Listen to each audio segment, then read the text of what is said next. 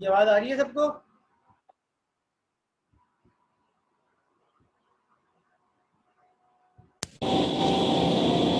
अब बताएं, सही आ रही है आवाज या पहले से ही आ रही थी?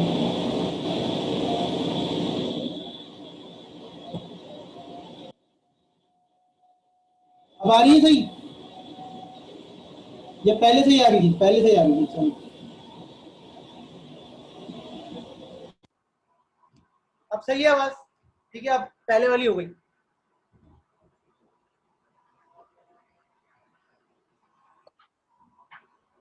यार असल में क्लास का टाइम ऐसा है कि लाइट नहीं होती इस वक्त, तो वो जनरेटर की वजह से ना दो माइक रखे हैं। एक माइक में बेहतर आती है आपको आवाज़, एक में नहीं आती, समझ में नहीं आता। और जब दूसरी क्लासेस लेता हूँ तो जिस माइक में आपको बेहतर नहीं आ रही, वो सारी क्लासेस में उनको बेहतर आती है। आप लोग तो आप लोग है ना। Push down automata.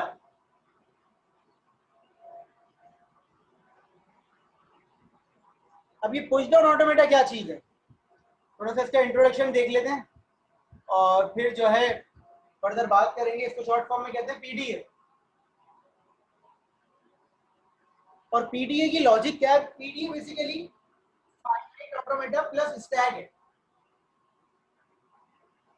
क्या मतलब है इसका, थोड़ा सा याद कर लेते हैं।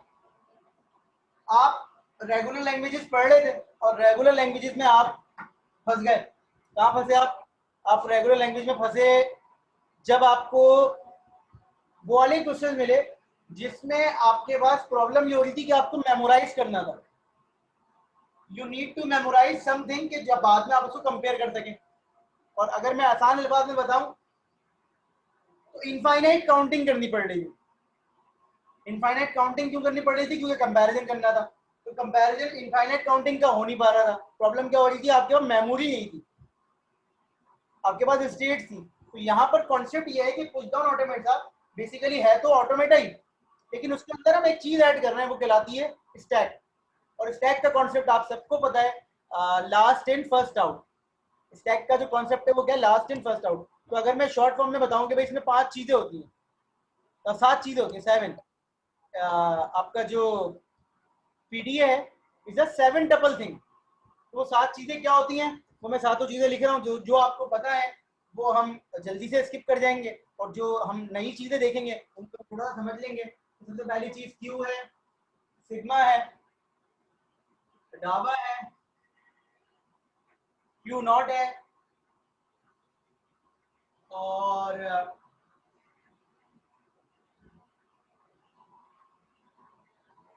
बी नॉट है, बी। जेड क्या लेंगे?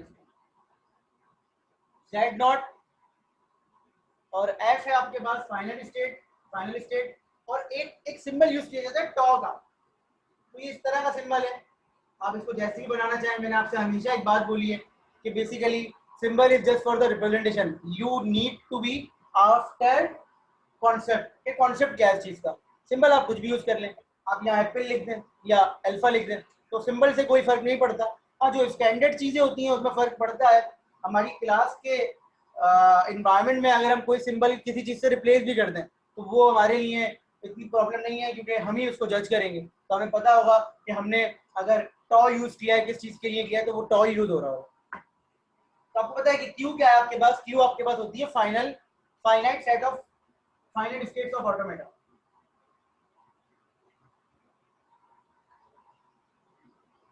क्यू जो है वो फाइनाइट सेट्स है। सिग्मा आपको पता है क्या है? सिग्मा आपको पता है क्या है? Input alphabets.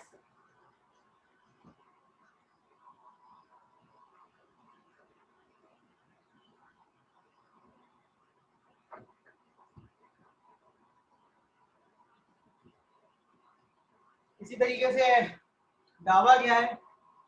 दावा आपको पता है ट्रांजिशन टेबल है। ट्रांजिशन फंक्शन क्या है? अगर आखिरी बात करें क्यू नॉट क्या है? वो इनिशियल स्टेट है आपके पास।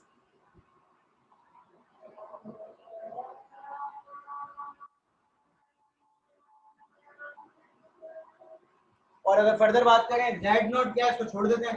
एफ क्या है? Final state. Set of final states.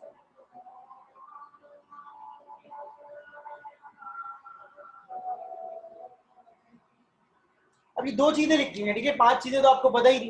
ये दो चीजें लिखी हैं, Z not and top. What is Z not and what is top? जब भी मैं स्टैक की बात करता हूं तो आपके दिमाग में क्या आता है? अगर मैं स्टैक की बात करूं कि स्टैक यूज करेंगे तो आपके दिमाग में क्या आता है?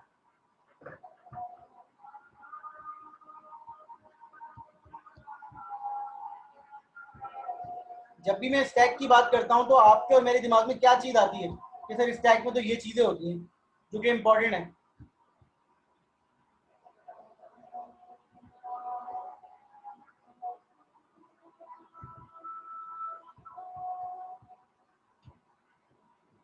पुश पॉप आता है, लास्ट इन फर्स्ट आउट आता है। इनको ऑपरेट करवाने के लिए स्टैक के अंदर ना हम कुछ चीजें यूज करते हैं। बिल्कुल, लास्ट एलिमेंट कौन सा, फर्स्ट एलिमेंट कौन सा।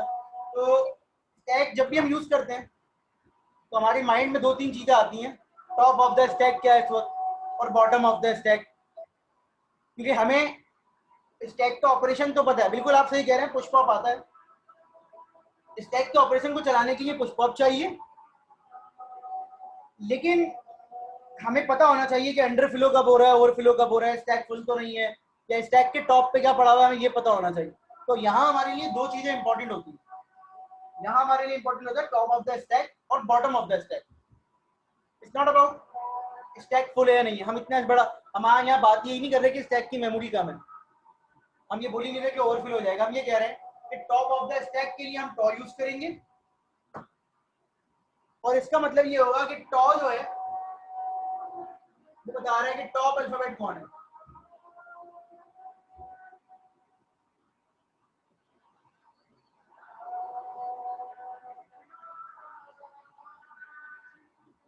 और जेड नॉट जो है वो हमने टॉ चेंज हो जाएगा, जेड नॉट है बॉटम ऑफ द स्टैक, और हमेशा जेड नॉट ही रखा है। मतलब क्या है कि वहां मैं जेड नॉट लिखूंगा, रखूंगा अपनी निशानी के लिए। क्यों? वहां तो ये होता था ना कि आप इंडेक्स के हिसाब से खेलते थे, -1 हुआ इंडेक्स, आपने बोला सर अगर -1 हुआ तो स्टैक खाली हो गया। यहाँ ना हम जेड नॉट खुद रख देंगे। इसका मतलब है जब जेड नॉट अचीव होगा तो हम ये समझ जाएंगे कि स्टैक इस वक्त खाली है। क्या ये बात समझ में आ रही है कि अगर जेड नॉट मुझे मिल जाएगा तो मैं ये समझ जाऊंगा कि स्टैक मेरा इस वक्त क्या है, खाली है। क्लियर? अगर जेड नॉट मुझे मिलेगा तो मैं समझ जाऊंगा कि स्टैक क्या इस वक्त खाली है। ये भी एक अल्फाबेट है, ये भी एक अल्फाबेट है, ये मैं खुद रखूंगा, ठीक है। तो अब मैं आपको ऑपरेशन समझा रहा हूं। पहले आप किसी भी क्वेश्चन को स्टार्ट करने से पहले ऑपरेशन समझ लें, क्योंकि इसके ऑपरेशन थोड़े से ना थोड़ा सा डिफरेंट है। तो उसको समझने के लिए पहले आप क्वेश्चन से हट के इसको ऑपरेशन समझ लें तो आपको प्रॉब्लम नहीं होगी। तीन मेन चीजें ऑपरेशन में, मतलब जाहिर सी बात है स्टैक यूज हो रहा है तो पुश भी होता होगा, पॉप भी होता होगा। सबसे पहले आप ये देखिए कि फर्ज कर लेंगे भाई ये आपका स्टैक है, और वी बिलीव स्टैक में जेड नॉट बाय डिफॉल्ट रखा हुआ है।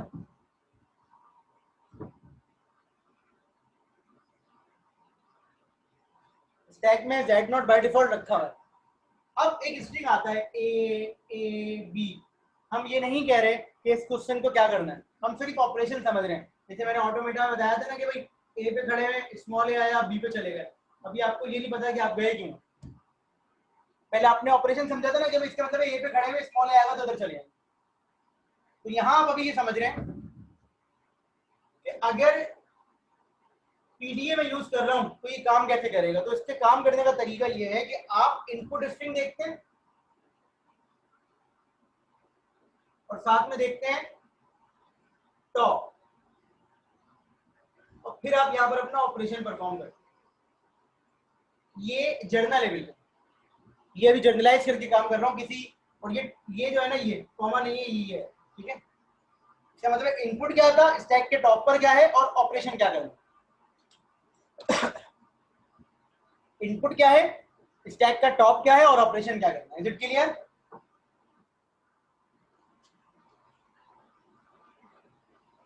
ये बात समझ में आई? इनपुट क्या है, स्टैक के टॉप पर क्या है और ऑपरेशन क्या करना है। अब यहां पर एक चीज समझने वाली है और बड़ी इंपॉर्टेंट बात है। अभी इनपुट क्या है, ए, स्टैक के टॉप पर क्या है, जेड नॉट। फॉरगेट अबाउट के हमें ऑपरेशन क्या करना है। इस टॉप का कॉन्सेप्ट ये है कि अगर मैं स्टैक के टॉप पे कोई चीज देख रहा हूं तो बेसिकली मैं वहां से उसको इरेज कर रहा हूं। इरेज का मतलब क्या होता है, मेरी बात और से सुनिएगा, मैं मिटा रहा हूं। मैंने देखा ए है इनपुट, स्टैक के टॉप पर क्या है, जेड नॉट। इसका कॉन्सेप्ट ये है पीडीए का, मतलब मैं जिस तरह से पढ़ा रहा हूँ, तो कॉन्सेप्ट ये कि अगर आपने जेड नॉट यहाँ लिख दिया तो बेसिकली इस जेड नॉट को आपने यहाँ से हटा दिया है और आपने उसको बाहर निकाल दिया, मतलब आपने उसको पुश करवा दिया है। मतलब आप लिख नहीं रहे कहीं पर, लेकिन अगर आप टॉप को चेक कर रहे हैं तो basically top of the alphabet, top of the stack जो है वो रिमूव हो रहा है। पॉइंट समझ में आ गया? मैं आपको कॉन्सेप्ट बता रहा हूँ, मैं ये नहीं कह रहा कि रियल में कैसा होता है, मैं आपको यहाँ जो होता है वो बता रहा हूँ। अगर मैंने पढ़ा ए कॉमा जेड नॉट तो यहाँ जेड नॉट लिखा हुआ था, उसको मैंने रिमूव कर दिया। फर्स्ट करें मैंने पढ़ा समहाउ, यहाँ पर ए लिखा हुआ है, समहाउ ऐसा है कुछ, तो मैंने पढ़ा ए कॉमा है, तो इसका मतलब मैंने टॉप वाले को रिमूव कर दिया। क्लियर हो रही है बात? ये बात क्लियर हो रही है? जब आप कंप्लीट ऑपरेशन समझेंगे तो आपको समझ, लेकिन ये बात याद रखिएगा कि जब भी आप कोई चीज यहाँ लिखते हैं तो बेसिकली वो यहाँ से रिमूव होकर लिखी जा रही है। Is it clear to all of you? सबसे पूछ रहा हूँ, ये आप अभी कॉन्सेप्ट बिल्ड कर रहे हैं तो इफ एल्स नहीं आना चाहिए दिमाग में। जब बात कंप्लीट होगी तो फिर सब समझ में आ जाएगा। तो इसका मतलब है जब मैं टॉ को देखता हूँ तो टॉ यहाँ से रिमूव कर देता है जो भी चीज लिखी होती है, तो इस वक्त इसने यहाँ पर रिमूव कर दिया। Is it clear to all of you? अब दो ऑपरेशन हो सकते हैं, या तो पुश हो सकता है या पॉप हो सकता है। क्लियर हो रही है बात? तो हम पुश करवाते हैं, पहले हम पुश समझ लेते हैं। अब मैं चाहता हूं कि मैं सिर्फ जेड नोट को पुश करवाऊं। किसको पुश करवाऊं? सिर्फ जेड नोट को। मैं अगेन आपसे फिर रिपीट कर रहा हूं, रिक्वेस्ट कर रहा हूं कि हम अभी लॉजिक की बात नहीं कर रहे किसी क्वेश्चन की, हम जनरल ऑपरेशन समझ रहे हैं। तो सबसे पहले मैंने कहा कि मैं सिर्फ जेड नोट को पुश करवा रहा हूं, तो मैं यहाँ जेड नोट लिख दूंगा। मैंने क्या किया, मैंने ए आया, टॉप पे जेड नोट था,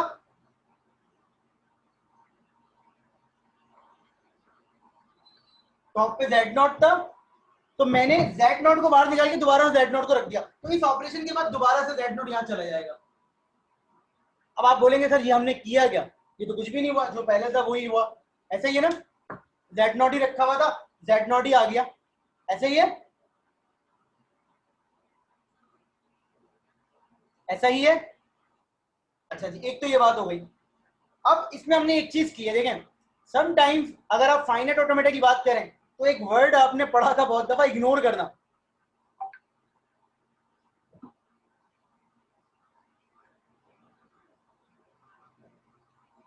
तो कभी कभी आपको ऑटोमेटा के बाद ऑटोमेटा में भी इग्नोर करना पड़ता था, ऐसा था या नहीं था? आप इग्नोर करने के लिए क्या करते थे? आप उसी स्टेट में रहते थे या नहीं रहते थे? आप ये काम करते थे बेटा, जल्दी बताइए। इसका मतलब था आप ए को कंसीडर कर रहे हैं लेकिन इग्नोर कर रहे हैं, ऐसा ही है? कंसीडर करके इग्नोर कर रहे हैं, ऐसा ही है या नहीं है? तो यहां पर आपने स्टैक को इग्नोर किया है, मतलब स्टैक ने कोई ऑपरेशन नहीं किया।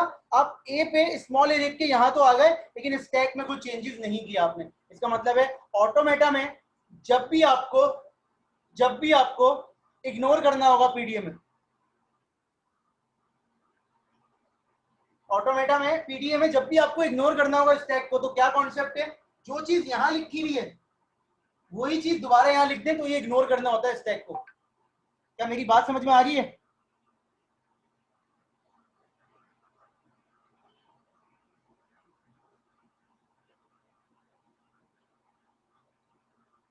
क्या मेरी बात समझ में आ रही है?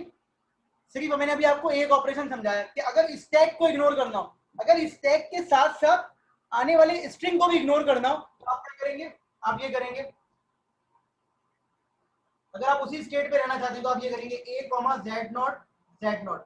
अब इसमें आप क्या कर रहे हैं, आप स्ट्रिंग को भी इग्नोर कर रहे हैं और स्टैक को भी इग्नोर कर रहे हैं। देखिए होता क्या है, जब आप किसी एनवायरनमेंट में होते हैं ना तो उसके कंप्लीट डेकोरम को फॉलो करते हैं। आप ये नहीं बोलेंगे कि अभी मैं स्टैक में कोई चेंजेस नहीं करना चाह रहा तो बस मैं ये लिख रहा हूँ। आपका फॉर्मेट यही रहेगा हमेशा। आप समझ रहे हैं मेरी बात? आपका फॉर्मेट यही रहेगा हमेशा। फॉर्मेट क्या है, ये फॉर्मेट है। तो आप सिर्फ ये नहीं लिख सकते पीडीएफ में, आपको ये पूरा लिखना पड़ेगा। अगर आप नहीं करना चाह रहे चेंजेस तो ना करें। क्लियर हो गई बात?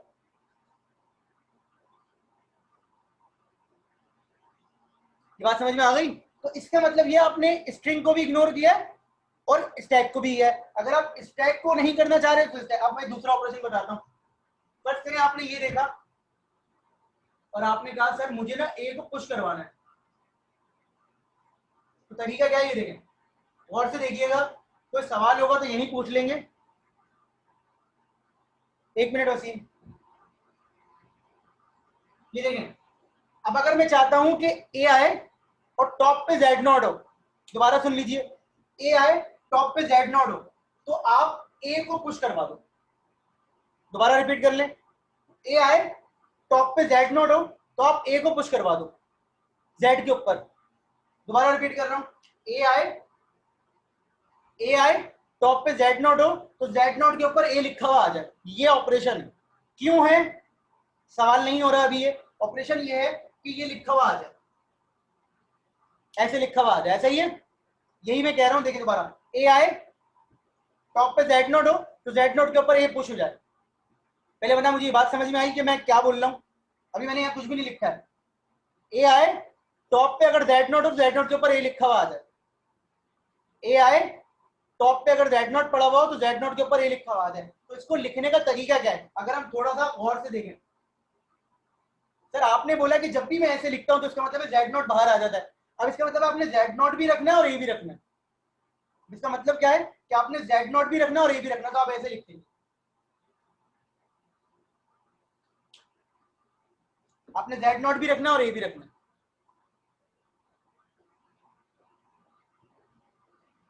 क्लियर? तो फिर ये ऐसे लिखा हुआ आ जाएगा, ये राइट साइड से पुश करेगा। हम सबको पता है कि ट्रांजिशन डायग्राम जो होती है, ये जो डायग्राम बन रही है, ये इसमें तो हम लोग लिख रहे हैं ना, हमें तो एनडी कोडिंग ही करनी होती है। तो ये तरीका है, इस तरीके को समझ लें, कोई सवाल हो तो पूछ लीजिए।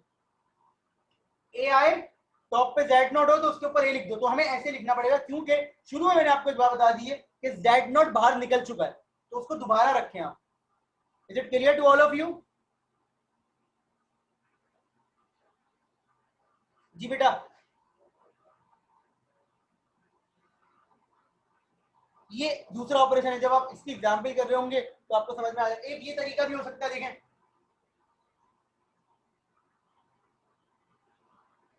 ए आया टॉप पे क्या पड़ा हुआ है, ए आया टॉप पे क्या पड़ा हुआ है, ए। हम चाहते हैं ए के ऊपर ए लिखा हुआ आ जाए, तो हमें ये करना पड़ेगा। क्लियर हो गई बात? एक है हमारा वाला और एक है हमने जो पॉप करवाया था। ये सारे पुश के ऑपरेशन है। ए आए टॉप पे ए पड़ा हुआ तो एक और ए रख दो, तो ये पहले वाला ए और ये बाद वाला है। Is it clear to all of you?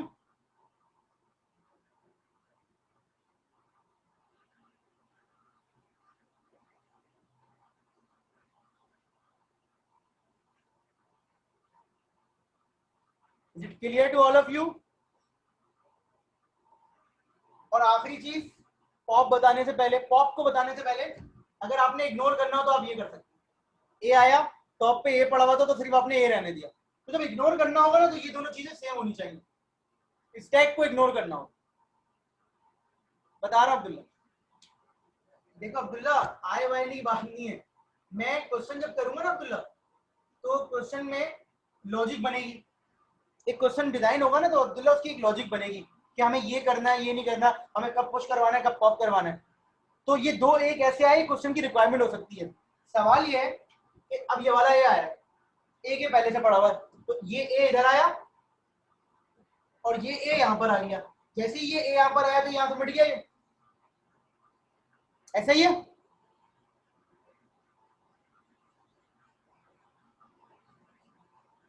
ये ए ये वाला है और ये ए वाला है। तो अब अगर मेरी लॉजिक ये थी कि अगर ए आए और टॉप पे ए पड़ा हुआ हो, ए आए और टॉप पे भी ए पड़ा हुआ हो, तो आप एक और ए रख दो, तो आप ये करेंगे क्योंकि एक आपने बाहर निकाल लिया, ये रहा, और एक ये वाला, तो ये डबल ए हो जाएगा। ये operation. Is it clear?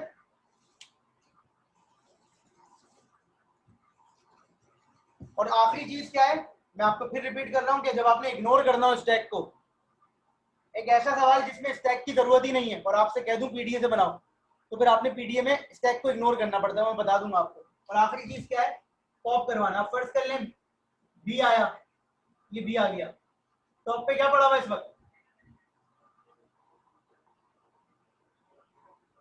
B आया, टॉप पे क्या पड़ा हुआ है ए। बेसिकली आपका कॉन्सेप्ट ये था कि आपने इसको निकाल लिया है, तो यहाँ आप लिख दें ऐसे करके एप्सिलॉन, इसका मतलब बी आया तो टॉप पे ये था तो आपने पॉप करवा दिया। इसका मतलब ये होगा कि ये ए हम वापस नहीं रख रहे, पॉप करवा। तो जब आपने पॉप करवाना होगा तो आप एप्सिलॉन लिख दें, या आप पी ओ पी लिख दें, या कोई और सिंबल यूज कर लें। एप्सिलॉन से कंफ्यूज हो रहा है, मैं तो एप्सिलॉन यूज कर रहा हूँ, ठीक है। तो बी आया, टॉप पे ये पड़ा हुआ था, आपने उसको पॉप करवा दिया, तो ये पॉप हो गया। क्लियर हो गई बात?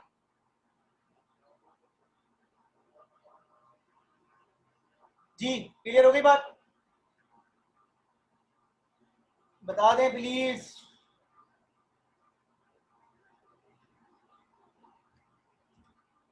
अब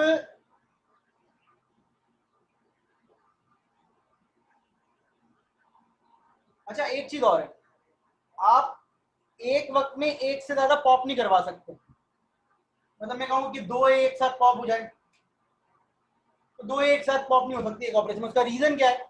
उसका रीजन ये है कि सर आपने यहाँ क्या लिखा हुआ है, सिंगल है, तो इसलिए सिंगल ए ही पॉप होगा। तो आप यहाँ डबल ए लिख नहीं सकते, क्योंकि आप एक वक्त में टॉप ऑफ द स्टैक देख सकते हैं। क्या ये बात समझ में आई?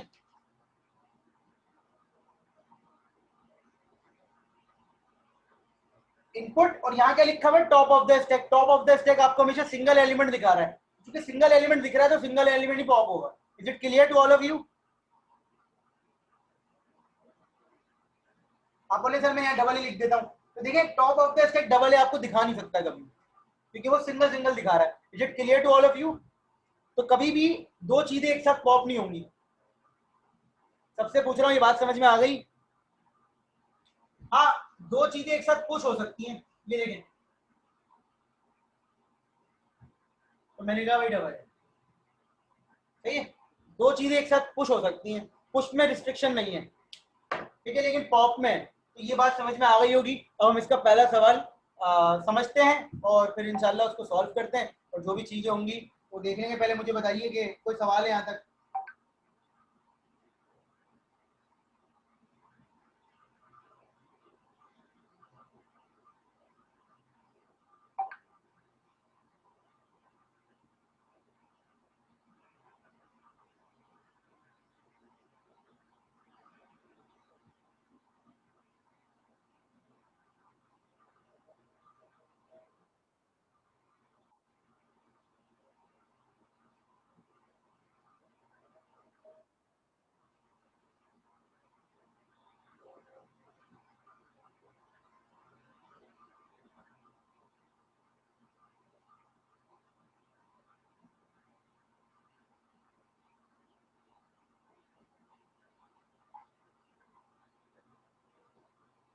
कोई सवाल?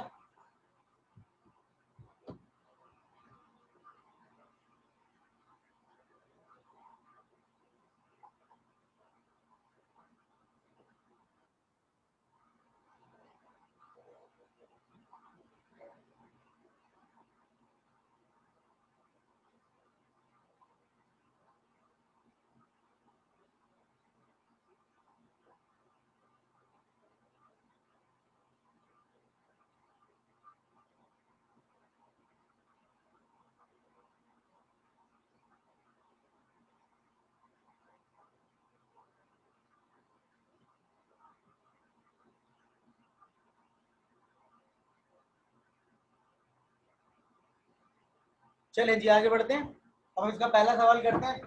अगेन ये क्वेश्चन बहुत छोटे छोटे हैं, लेकिन इनको सोचना पड़ता है बस के हमें करना क्या है या नहीं करना। तो सबसे पहला सवाल है ए एन,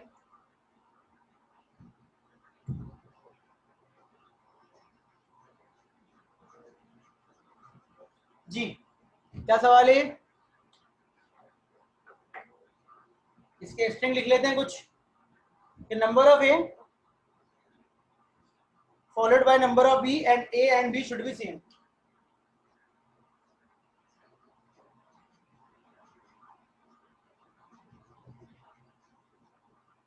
सही है? लैंग्वेज समझ में आ गई?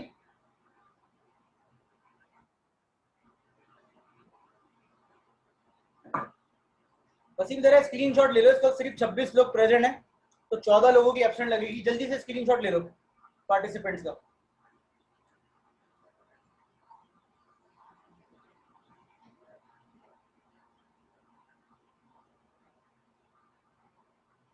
तो मुझे वाइवा भी लेना है, कुछ लोगों का कॉपी चेक हो जाएगी ना तो मैं वाइवा लूंगा कुछ लोगों का, अगर लगता है मुझे कि भाई वाइवा लेना है तो। मुझे लग रहा है कि बाकी लोग शायद ड्रॉप करवा गए। अच्छा जी, अब मुझे बताइए कि ये एक अदद स्टैक है आपके पास, वहां लिखा हुआ Z0। हमें क्या करना है, हमें ये देखना है कि जितने ए हैं उतने बी हैं और पहले ए आएंगे भी। तो क्या हम ये लॉजिक ऐसे डिजाइन कर सकते हैं कि सर जब तक ए आ रहे हो उन्हें पुश करवा दें और जब बी आ रहे हो तो हर ए पे एक बी को पॉप करवाते हैं।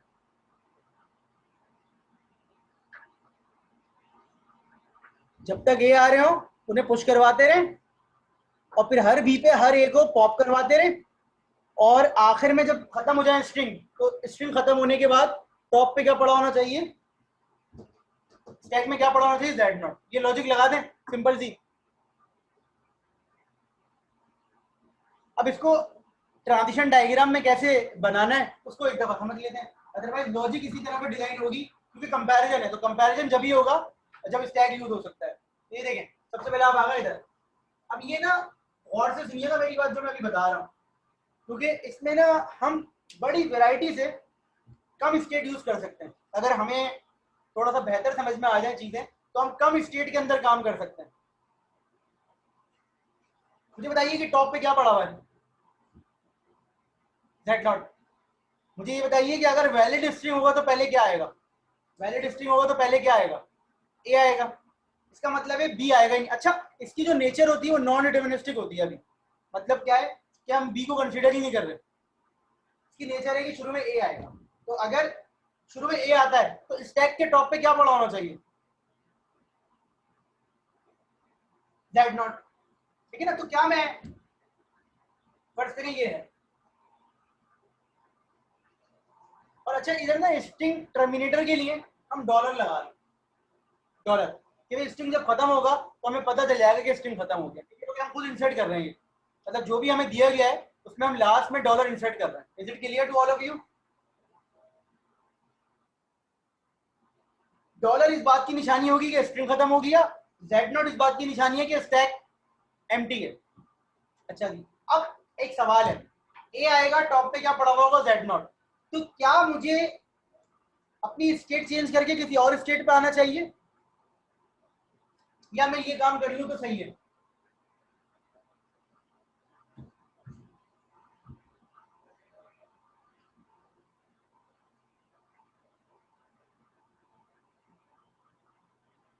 सवाल ये है कि सबसे पहले Z0 आएगा, ए आएगा टॉप पे क्या पड़ा होगा, Z0।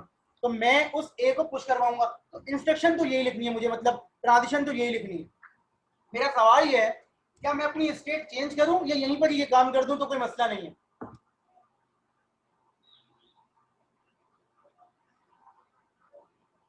क्योंकि हमने तो पढ़ा है कि भाई ऑर्डर वाले क्वेश्चन में, अफजल पहले सुन लें, हमने तो ये पढ़ा है कि ऑर्डर वाले जो क्वेश्चंस होते हैं उनमें तो हमें अपनी स्टेट चेंज करनी पड़ती है ताकि हमें याद रहे।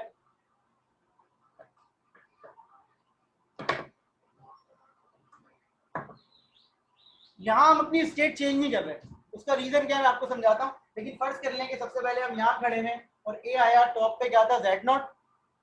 ए आया टॉप पे क्या था, Z0। तो मैंने ए को यहाँ पर क्या करवा दिया, पुश करवा दिया, सही है जी।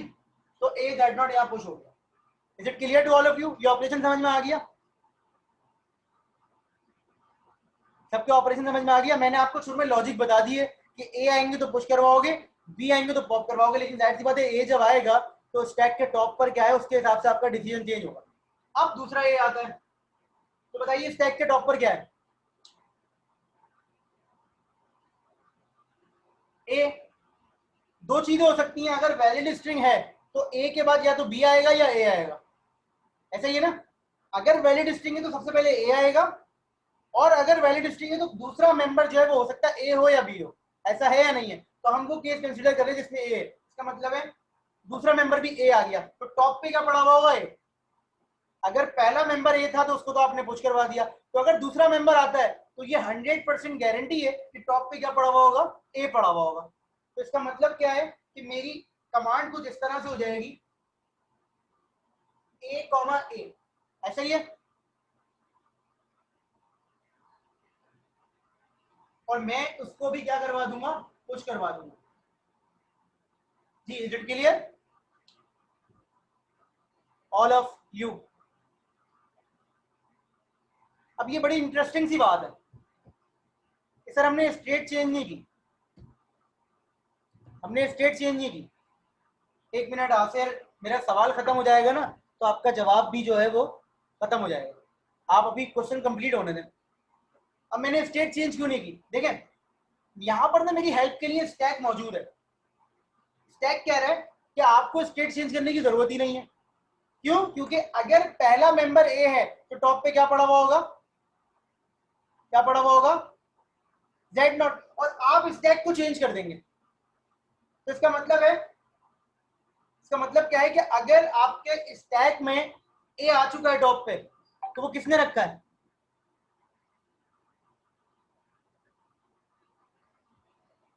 वो किसने रखा है, हमने ही रखा है ना। और वो क्यों रखा है, क्योंकि पहला मेंबर ए था इसलिए हमने उसको पुश करवा दिया। तो दूसरा मेंबर आना इस बात की गारंटी है कि पहला मेंबर ए होगा। Is it clear to all of you?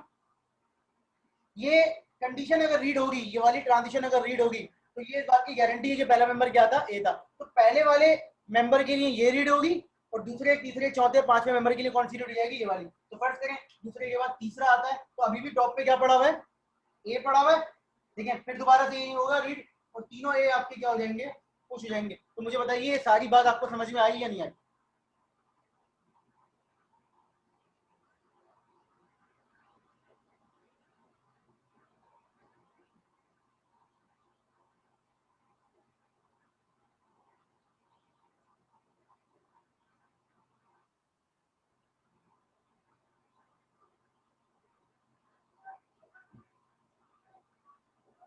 अच्छा जी, अब फर्स्ट सेकंड 50 दफा ए आ गया तो पहले ए के लिए ये चलेगा, बाकी सब ए के लिए ये चलता रहेगा वैलिड स्ट्रिंग के अंदर।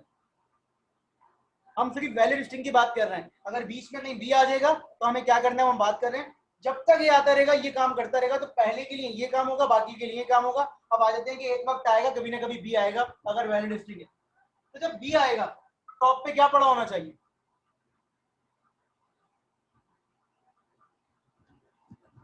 जब बी आएगा तो टॉप पे क्या पड़ा होना चाहिए, ए। तो मैं अपनी पोजीशन चेंज कर रहा हूँ, उसका रीजन क्या बता रहा हूँ आपको कि बी आया टॉप पे ए है तो मैं उसको क्या करवा दूंगा, पॉप करवा दूंगा और बी पे चला जाऊंगा।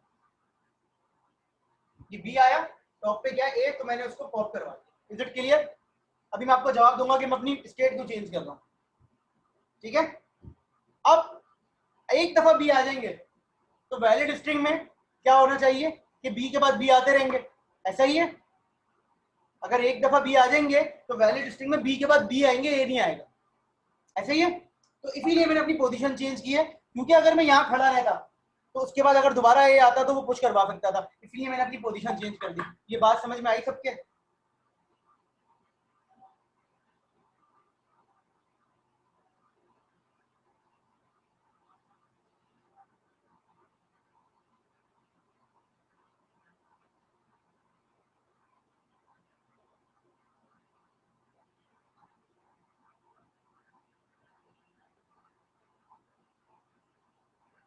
ये बात समझ में आ गई? हाँ, इसीलिए मैंने अपनी पोजीशन चेंज की, क्योंकि बी के बाद ए अलाउ नहीं है। अगर मैं यहीं खड़ा रहूंगा तो बी के बाद अगर ए आता है तो दोबारा से उसको पुश करवा देगा, वैलिड स्ट्रिंग नहीं रहेगा। उसके बाद आप क्या करें, यहाँ खड़े होके पॉप करवाते हैं बी कॉमा ए एप्सिलॉन, तो दूसरा आएगा तो वो भी पॉप हो जाएगा, तीसरा आएगा तो वो भी पॉप हो जाएगा, एंड इस तरीके से सब पॉप होते रहेंगे। ये देखिए, सही है भाई, क्लियर हो गई बात? अब एक वक्त आएगा कि बी आने खत्म हो जाएंगे, अब एक वक्त आएगा कि बी आने क्या हो जाएंगे, खत्म। तो मुझे बताइए अगर बी आना खत्म हो जाएंगे तो स्टैक में ए भी खत्म हो जाने चाहिए, ऐसा ही है। अगर बी आने खत्म हो जाए तो स्टैक में ए को भी खत्म हो जाना चाहिए। तो अगेन अब जब बी आने खत्म होंगे तो क्या निशानी है हमारे पास, क्या है, डॉलर। डॉलर आएगा, क्या आएगा, डॉलर। और डॉलर आएगा तो स्टैक में क्या पड़ा होना चाहिए, जेड नॉट। तो बस आप जेड नॉट को वापस रख के फाइनल पे चले, आप जेड नॉट को वापस रख के दोबारा से एक फाइनल स्टेट पे चले जाए। तो फाइनल स्टेट पे जाने का एक ही रास्ता है, वो क्या है कि डॉलर कॉमा जेड नॉट की कंडीशन होनी चाहिए।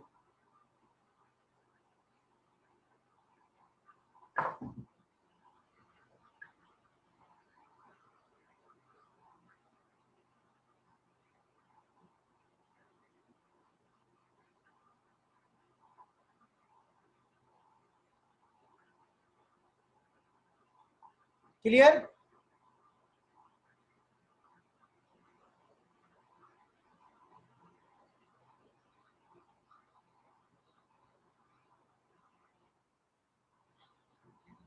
अभी इसको आप गौर से देखें, अभी इसमें बहुत सारी चीजें आपको डिस्कस करनी है, तो सवाल कोई हो तो यहाँ पर पूछ लीजिए।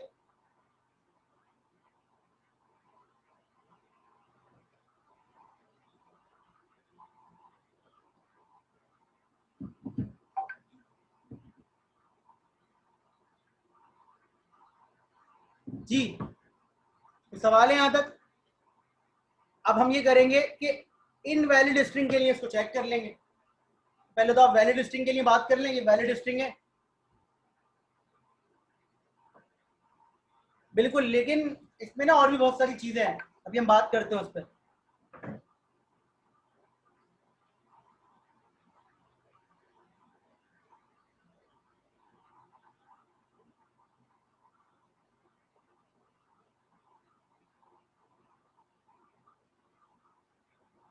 कोई सवाल है?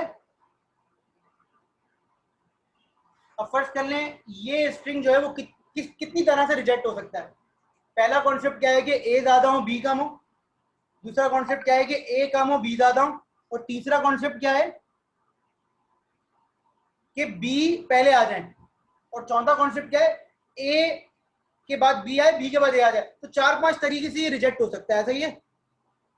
अब आप अपनी, मैं तो ब्रेक के बाद करवाऊंगा ही करवाऊंगा, आप अपनी अंडरस्टैंडिंग के लिए इसका जरा स्क्रीनशॉट ले लें और आप इस पर डिफरेंट स्ट्रिंग इनपुट देके देखें, पांचों कॉम्बिनेशन। पहले बी ले आए, फिर ए ले आए, फिर ए ले आए, फिर बी ले आए, फिर ए ले आए। ए ज्यादा कर दें, बी कम कर दें, बी ज्यादा कर दें, ए कम कर दें। तो चारों पांचों तरीके से आप इसको कोई भी स्ट्रिंग देके पुश कॉप अप करवा लें, आपको आखिर में पता चलेगा कि सिर्फ वैलिड स्ट्रिंग एक्सेप्ट होगा। क्लियर हो गई बात? तो अभी ये थोड़ा सा टाइम ले लें आप लोग, मुझसे पूछें बिल्कुल। इसके बाद हमारे पास और भी क्वेश्चन है। तो पुश डाउन ऑटोमेटा, इसका ट्रांजिशन टेबल में आपको बता दूंगा, जगह बन जाएगी यहाँ पर। तो push down automata is a very easy topic. उसका रीजन ये है कि आप काफी कुछ पढ़ चुके हैं, तो अब आपको ना ये कॉन्सेप्ट पिक करने में प्रॉब्लम नहीं होती। पहले तो आप यही सोच रहे होते थे इधर क्यों चला गया, उधर क्यों चला गया, तो वो प्रॉब्लम अब नहीं होती आपको। तो इसलिए ये टॉपिक बड़े इजी हो जाते हैं आखिर में, क्योंकि मिड टर्म भी दे चुके होते हैं आप लोग और काफी सारी चीजें आपको याद भी होती हैं। पुश डाउन ऑटोमेटा बड़ा आसान टॉपिक हो जाता है। चलें जी, मीटिंग एंड हो रही है, तो इंशाल्लाह हम लोग ज्वाइन कर रहे हैं। सही है सर, 2:20